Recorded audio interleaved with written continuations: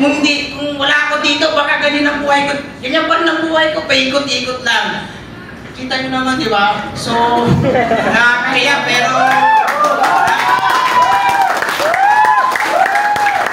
putik nakakahiya, pero syempre, share ko yan sa inyo kasi buhay ko dati yan eh. Hindi rin naman, bro. Okay. Grabe, ano? Grabe. Yan ang buhay ko dati sa probinsya. Kung alam nyo lang. Baka ko na-involve sa ganitong opportunity. Pero, yan mga bro, di ba? So, galit na galit sa akin yung nanay ko dyan. Pinalayas na ako dahil ganyan yung buhay ko. Nagtrabaho na ako mga bro. Sa hindi nakakaalam, ako yung pinakapanganay sa mga kapatid. Okay? So, pinalayas na ako dyan. So, nag-ibang bansa na ako eh. Kumbaga nag-ibang planeta na ako. So, yun. Ayan, buhay trabaho ko, bro.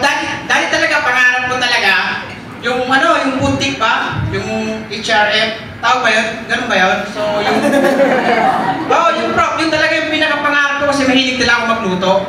Yan. So, yun. Kung sa catering, alam niyo ba yung catering? Parang hindi kayo natutuwa. Bro, yung buhay ko dati, bro.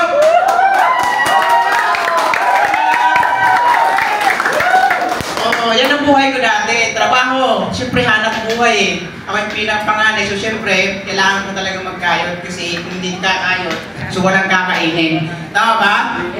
So, nagtrabaho ako, bro. Yeah, sa Antipulo yan. So, taga-luto ako dyan. Yung mga kasama kong yan, yan yung mga taga-deliver. Yan, taga-deliver lang yan. So, yan. Pero hindi pa yun yung una kong trabaho kasi naging construction worker din ako. Okay, bago ko na-meet yan. Ayan. Yan, kung alam niyo yan, yung mga tanking yan. Di ba, mga bigat yan, yung mga medical. Yan, yung mga medical oxygen yan. Yan ako. Pugi. Di ba? So, yan ako. Yan trabaho ko, pangalawang trabaho ko na yan. So, sa Pasig yan, sino yung mga taga-Pasig dito? Ayan, sumatagal na ako dyan, prof, sa Binangunan. Oo. Kasi, ako ay galakang tao, kumbaga. Oo, totoo yan. Kung saan ako pumupunta eh. Para magtrabaho lang. Ayan, so yan, mabigat yan. Sabi yung mabigat na trabaho yan, taga-deliver ako niyan dati. Pero, ayan, so, yan nga, yung hanap buhay ko dati. So, paikot-ikot lang yung cycle ng buhay ko dyan. Kung baga trabaho lang ako ng trabaho. Kasi hindi na ako umuwi sa Bicol. Kasi, alam mo yung buhay doon, parang, talaga eh, wala eh. Ayan, so, pangalawang trabaho ko dyan. Eto naman, dito yan sa Makiling. Naging checker din ako dyan sa Mayak. Ayan yung last na trabaho ko. Okay, so, ayan. Diyan, kapatid ko to. Okay, so, yan na yung last na trabaho ko bago ko na-involve sa ganitong opportunity. Kumbaga, marami akong pinasukan, marami akong experience sa trabaho bago ako na-involve sa ganitong opportunity. So, very thankful ako sa tao na nagdala sa akin dito. Okay, kaya kung may mga endorser kayo, nag-inokulit kayo, pasalamatan niyo yan. Kasi once naging successful kayo, unang pasasalamatan niyo mga bro. Okay? So, dahil sa ganyan, dahil sa endorser nyo, na inokulit kayo, okay? So, once na, unang-unang pasasalamatan niyo yan. Okay? So, yun, kaya thankful ako sa tao na nagdala sa akin dito. Napaka, sabi nga, di ko ma-meet yung opportunity na to kung wala yung endorser ko talaga. Okay? So, wala nga pala dito eh. Iniwan ako eh. Di ba? Okay. Pero nandito pa ako. Okay, so yun, next slide. Ayan, yung nag-start na ako sa opportunity, wala ka alam-alam, walang ka-idea, parang tanga. Okay? Parang tanga lang, bro, wala ka-idea, parang sa inyo din. Yung nag-start kayo, wala ka-idea. Nanunood lang, nakikinig, ayan ako, nakikinig lang sa harapan. Pero yun, ayan ako. So, lutang ako dyan eh, kasi walang kalam-alam talaga sa ganitong opportunity. Pero yung natutunan ko na siya, di ba? So, next slide, bro. Ayan, nagpa-check na tayo. Ayan, di ba? So, yung natutunan ko na yung opportunity na to, bro, hindi lang isa yung checking ko dyan. Marami akong, kumbaga, ilan ulit na rin ako nagpa-check dyan. Okay? So, yan, yung mga checking ko na yan.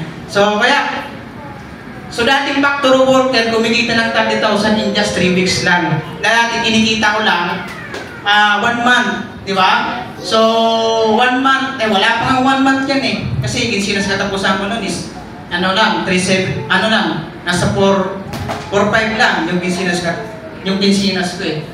Kasi yung araw ko nun is 375. Di ba? So, yan, kumikita ko na in just 3 weeks, 30,000. Grabe, nakaka-proud. Di ba? Hindi ko yung para ipakiyabang sa inyo. So, kung nag-i-start ka pa lang, kung nakakita mo pa lang yung opportunity mo, ay yung opportunity na to, so, kikitain mo din yan. Okay? So, yan, next slide, bro. Ayan, so, syempre, ayan, so, nung nagka-ATM ako, ayan na, nag-ano na ako, nag-i-encash na rin ako dyan. So, bili tayo ng gadget. Yan, so, nabili tayo ng gadget dyan para yung natin, yung hataw natin sa online, so, so, tawag dito, makapatuloy-tuloy yung business. Diba? Kasi nasa online tayo. Tama ba? Okay, so, yan. First achievement ko yan dito. Siyempre, nag-i-encash na tayo sa video. Diba? Kasi meron tayong ATM. Ayan, so yung pinakamaganda dito, kasi hawak mo oras mo talaga. Okay, so wala kang boss dito. Ikaw yung boss dito talaga. Okay? So, okay na ba kayo? Yes! Yes, yan. So, first achievement, bro. Yan, so next slide. Alright, so yung dating harap ko is buti ng gin, buti ng Red Horse. Ayan, iba na eh. Diba? So, yung dating harap ko, bro, na walang kwentang pinag-uusapan dati. Pero ngayon, pangarap na yung pinag-uusapan ko at mga kaharap ko, di ba? So, sobrang sulit yan, bro, di ka papabayaan yan. Yan talaga, pamilya ko na to, pangalawang pamilya ko to, bro. Kasi, sabi nga, tuturuan ka talaga maging tamang tao. Pinakamalupit yan, bro. So, gutom na ako kasi hindi ako marunong mag-chopstick. Tuman ba?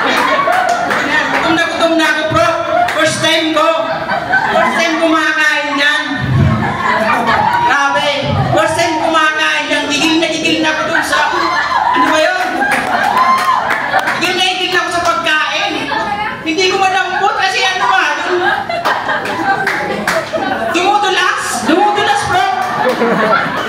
Kasi walang, sabi ni Coach Ki, huwag kayong magkutsara, huwag kayong magtinidor. Hindi ko alam yun eh. First time ko eh. Pero, pinakamalupit talaga experience. Ngayon ko lang na-experience yun. Kaya pinakamalupit dito, bro. Marami kang may experience na di mo dati na-i-experience. Yun ang pinakamaganda. Grabe. Sobrang nakaka-proud. Mga bro. Kasi, alam mo yun, so yung dating walang kwentang pinag-uusapan ngayon, eto na yun, pangarap yung pinag-uusapan. Mas masarap sumama sa mga taong may pangarap sa buhay. Unlike doon sa wala kang natututunan, mga bro, walang kwentang pinag-uusapan. Sabi nga, kung gusto mo maging successful, saan ka pwedeng makinig? Alangan naman sa ingin eh. Ano ba ituturo sa ingin? Alangan naman sa tambay. Di ba? Hindi naman successful yun. Tama ba? Dapat makinig ka sa mga taong successful, bro, para maging successful ka. Tama ba? Grabe. So, yan, bro. Yung mga kasama ko yan. Okay, so, next slide, bro. Yan, so, yung buhay natin, magandang buhay na. Okay, saan ka pumunta, bro? Hawak mo oras mo. Hawak mo cellphone mo. Na dati, wala akong alam mag-post sa Facebook. Wala. Ayan, dito ko lang natutunan. Lahat pala ng bagay natututunan. Tama ba? Oo, wala akong ka-idea sa cellphone. Wala akong alam dyan, bro. Dito, nahawakan ko laptop. Dito, grabe, sobrang madami akong natututunan talaga. Kaya sobrang na-appreciate ko talaga itong opportunity na to. Kasi, yung hindi ko alam dati, dito ko natutunan talaga. Dito ko talaga natutunan, bro, mag-laptop. Kaya, thankful ako sa mga tao na nakapaligid sa akin dito.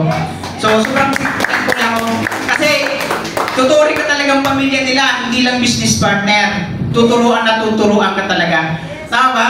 Ayan o, kita nyo naman, di ba? Pogi. Oh, so, grabe so, nag-evolve talaga, transformation. Kaya kung gusto mo maging successful, ibahin mo lang mindset mo. Oo, kasi, nako, ang dami kong experience, trabaho, pero wala akong naigib. Same effort, same result din po yan. Wala yan sa bata, wala yan sa matanda. Basta willing ka lang talaga mag-take ng grace. Wala yan sa, alam mo, hindi mo alam, wala yan, bro. Ang totoong talagang mag-take ka ng grace. Diyan mo malalaman kung para sa yung opportunity. Okay? Kasi wala namang swerte-swerte ngayon. Ikaw, nasa sa'yo yan. Hawak mo. Kasi sabi nga, minsan ka lang mabuhay sa mundo, di ka mo mangarap. lang dito sa mundo eh. Di ka pa mamangarap. Bro, nasa yung desisyon, wala sa ibang tao. Okay, next slide. Ayan, so dito nga. O, ayan, kaya nilagay ko dyan, GI family, kasi pangalawang pamilya ko yan. Sila nagturo sa akin. Sila nagturo sa akin ng tamang tao talaga. Maging tamang tao, maging tamang asal. Diba? So, ito yung community na hindi ka papabayaan. Kaya sabi ko kanina, kung may endorser ka, pasalamatan mo yan. Kasi unang-una, hihilahin ka niyang pataas, hihilahin ka niya sa pangarap. Tama? Okay, so yan ang pinakamasarap sa buhay. Na meron kang mga kasama, yung mga pangarap ang pinag-uusapan. Tingnan niyo naman, na dating walang confidence sa sarili, nagkaroon ng confidence. Na dating walang tiwala sa sarili, nagkaroon ng tiwala. Diba? So gano'ng kasarap yung bro? Gano'ng kasarap yun? Kaya ikaw, kung nai-inspired ka, yung nandito ka, gano'n ako dati. Gano'n din po ako dati. Nakaupo lang ako dyan dati. Nakaupo lang, nai-inspired ako sa nagtutok dito. Pero ngayon, sabi ko nga, ako na nagtutok. Ayan, pamilya ko yan, bro. Yan. Yan, so tutok na ako dyan sa mga training. Diba? Importante yung bro, mga training. Kaya tinagay ko yan, GI family. So next slide, bro. Ayan, ito pinakamalupit kasi may sport fest tayo dito. Yan, so mahilig din ako sa basketball. Kaya habang nagpapayaman ka, habang inaano mo yung pangarap mo, di ba? So, pwede ka maglaro. Di ba? Kaya dito ano lang, pantay-pantay lang. Okay? Dito ano lang, balance lang. Balance lang kasi may sport fest tayo dito. Ayan, so dami, di ba? So, yan, next slide, bro. Yan, so nakakapag-travel tayo, di ba? So gano'ng kasarap yun? Di ba? Nakakapag-travel tayo. Sabi ko hindi mo hawak oras mo dito. Tama ba? O, kaya sabi ko, sobrang sarap, sobrang na-appreciate ko yung opportunity. Kasi dati, sa empleyado, di ko naman nagawa yan. So, di ko nagawa yung prop na may 10 financial freedom. Tama ba? Okay, so yan, mga kasama natin, sila Coach Key, yan. So, nag-i-enjoy tayo. Yan yung pinakamasarap dito sa community natin. Nakapag-travel tayo kahit saan ka pumunta. Di ba? So, next slide, bro. Okay, yan tayo, di ba? So, grabe, no? Okay, so, yan tayo, nakapag-travel tayo. Diba? So, yung dating tamba, yung dating factory worker, ito na ngayon. Sasalita sa iyo. Okay? Alright, so, yun, next slide, bro. Ito yung pinakamalaking achievement para sa akin.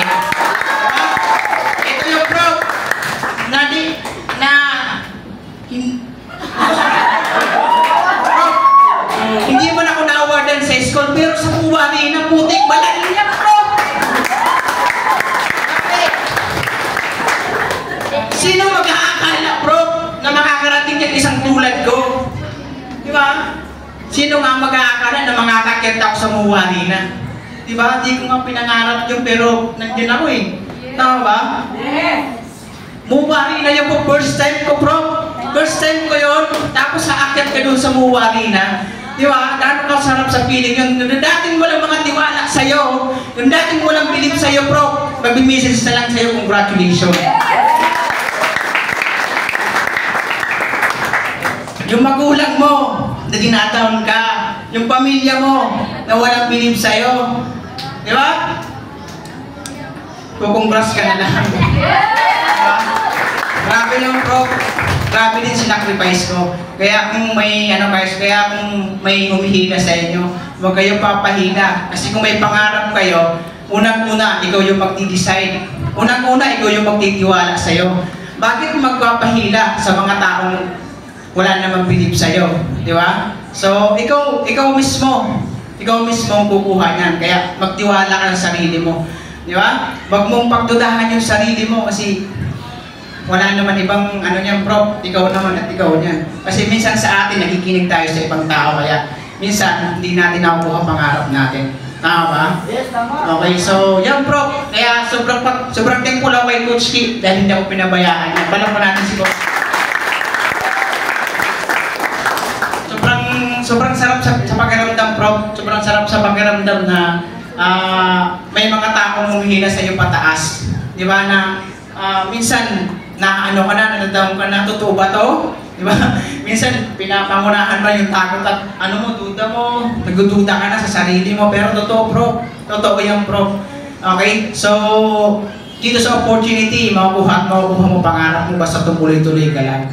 Okay, tumuloy-tuloy ka lang bro.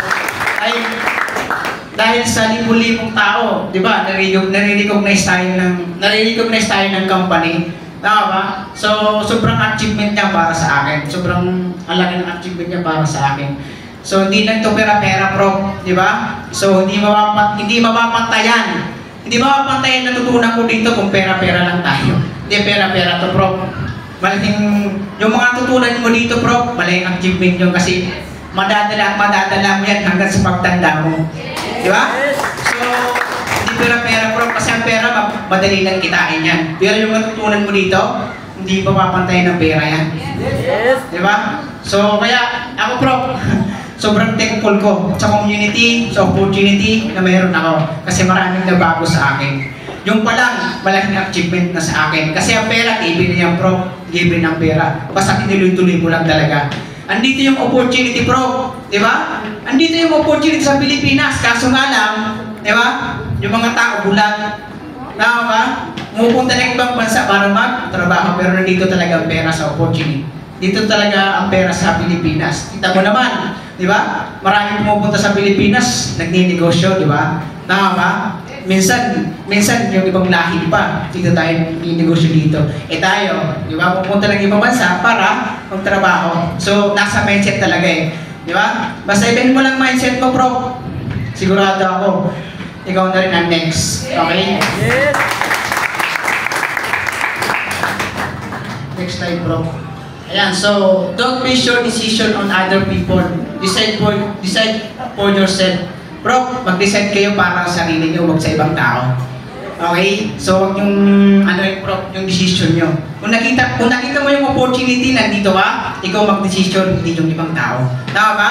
Okay, kasi sabi ko nga, ikaw yung kukuha ng pangarap mo, walang iba. Hindi family mo, hindi kapatid mo, hindi nanay mo. Ikaw mismo. Okay? Kaya, ikaw magdi-decision yan, walang iba. Alright, so, yun. Next slide, bro.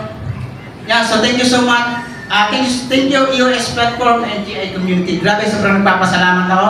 Dahil sa EOS Platform, dito ako nabago. Dito ako kumita ng pera. O, di ba? Dito ako nagkaroon ng achievement sa sarili ko.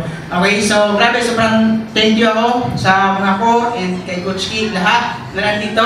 So, thank you so much mga prof. Dahil nakapagbigay ako ng inspiration para sa inyo. Okay, so thank you. Thank you mga prof.